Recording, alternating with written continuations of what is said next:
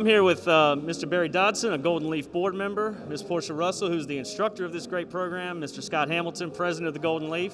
Scott, why don't you kick us off? Talk about what does Golden Leaf do? What types of programs do you all fund? And you talked a lot about how it's an investment, how you don't just give away money. People read about how much money the Golden Leaf has, but it's really a decision that you all make as a long-term investment in the projects you create. Well, the Golden Leaf Foundation was funded in 1999 through the Master Tobacco Settlement, national settlement with tobacco companies. And North Carolina set up a foundation for economic development. And actually, LEAF in the name is an acronym, and it stands for the Long-Term Economic Advancement Foundation. So our board takes a strong interest in how do we advance the needle in an economy. And by investing into projects, as we talk about, is what's the return on that investment. We want to know what are the jobs going to be created, how much new tax base is going to be. And it's very important when we fund a project to look how that project has a partnership. And this project shows a partnership between the high school, the community college, and the private sector. It is providing a long-term path for employment of a labor pool for the private sector to draw from, and it assures that they're going to have a skilled workforce to be able to hire. These projects don't come without expectations. So talk about a little bit about what do you expect from us to realize your return on investment in something that's important. Well, it is, and when our board takes a look at a project, what they're looking for is kind of what are you buying? What are we getting if we provide funding for this project? What's the outcome? And projects have to have a clear outcome. And so when this project first came to the board, the question was, well, where's the workforce going to come from? What's the pipeline? And what are the private sector industries that are going to participate? So the community, y'all went back and answered those questions and brought that to the board for their consideration. And at the end of the day, they chose to invest $200,000 into this project to provide that pipeline for a workforce. Thank you, Scott.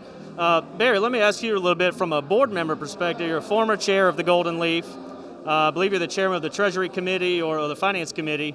Talk about it from a board perspective. You all have some very hard decisions to make. You get a ton of applications, a lot of interest in Golden Leaf funding. So talk about from your perspective. So when you all had to make a decision on whether or not to fund this project, what was it that moved the needle for you all?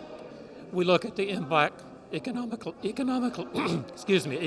on the community. We want to see what jobs are created. We want to see what we can do to further the advancement of education of the recipients for children. It's a big project, and we're honored to be a part of it. Thank you again for your leadership. I'm going to turn it over to Portia.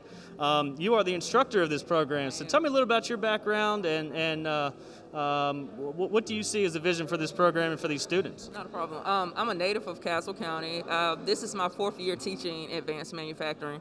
I actually started off in Danville Community College, got my degree there, as well as helped start the machining program at Danville Public Schools. Opportunity was definitely the word that was used all day today, and it is a great opportunity for the students to see how a skill in a trade can change the quality of life, providing income, housing, vacation, insurance are all things that we hear, but it's not easy to obtain those things. So to show kids that how we can use all core subjects that you're learning in class to apply it to a lucrative career is definitely a great thing. And then the fact to help the community, to just see the initiatives that have been done in Castle County, initiatives that have been done in Danville, and being a resident and has utilized Danville and Rockingham County, I'm loving that everybody is doing the same thing. So next 5 years, I'm ready for everything to just boom, because I feel like we'll actually put all the pieces to the puzzle together. So I'm excited. Yeah, this is definitely one piece of an entire puzzle of workforce development and training and development for our industries and for our young people. One of the last questions I'll have is, so these credits that the students earn here are community college credits, and I believe 15 hours they can earn that they can transfer. How unique and how important is that? Oh, that's definitely important. Not just with financial aspect, but with COVID, it changed absolutely everything. So to see that everybody may not be in the same financial stance that they once were, or if just affording college doesn't seem like a possibility in your lifestyle, it can happen. So taking advantage of dual enrollment classes, ROCKIT apprenticeship, it's a great thing for somebody that may not have seen themselves actually going to college because they saw the dollar sign only. Enrolling in a program like this, you save so many dollars because the cost of institutions are out of this world. $40,000 for when you're at college is most definitely a struggle for a family, and I'd rather them spend 2 years in a program to make $40,000 a year as a 19-year-old and learn that financial literacy, because we're trying to build a legacy of educational wealth and financial wealth. So it's just changing the whole connotation, and it's going to take some time. It's not, like you stated, it's not going to happen overnight. But if we remain consistent, we'll see the growth that we need to, and I'm really proud of the kids that we have. I feel like they were a great cohort. They have great attitude, even though we're just starting. And the fact that they're able to be on campus with me for one period, 4 days out the week, we've begun to develop a bond now. I don't know if you've seen us, but we were smiling up under our masks before the ribbon and stuff cut. So I'm definitely excited to see what these kids have, because I know that they're talented. Okay. Well, again, Barry Dodson, Golden Leaf board member, Mr. Scott Hamilton, president of the Golden Leaf, and Ms. Portia Russell, the community college instructor who's here at Reidsville High School to teach this great program. So thank you all. I am here with SHEILA Regan, who's the Vice President of Academic Affairs for Rockingham Community College, and RCC was a huge partner in this. Obviously, they provide the instruction, provided a lot of leadership, and obviously are going to have a pipeline of students coming out of this program to your campus. So talk a little bit about how important that is and from your aspect from the college. Well, thank you, Jeff. Yes, this 12-credit certificate program, when students finish this program, they can go to work, but they can also come to the community college and earn an AAS degree in computer integrated machining. So that gives them an opportunity to do different work or work at a higher level in a machine shop. So this obviously opens at a very unique time in our society with the pandemic and not being here full time at school. So talk about some of the creativity you all had to come up with on the spot with the school system to adapt to the changes that we're experiencing right now and still get this program the momentum that it needed. Right. Yeah, well, a lot of colleges and public schools, for that matter, are still doing remote instruction. But when you're looking at hands-on skills and really training for the workforce, you cannot do some of this work in the online environment. It just does not work. So we're really fortunate that RCS is able to transport students to school, and we are able to place faculty on the high school campus to have face-to-face instruction. If you look around the classroom in the lab, you will see that the tables are 6 feet apart. We're practicing all the social distancing guidelines. But I think these types of programs are necessary and are going to be what's going to jumpstart the economy again as we get to the other side of this pandemic. Obviously, 2018, the county voters passed a quarter-cent sales tax increase with all that funding going to the community college for various capital projects, the biggest one being your new advanced training program, which is in design, will be under construction relatively soon.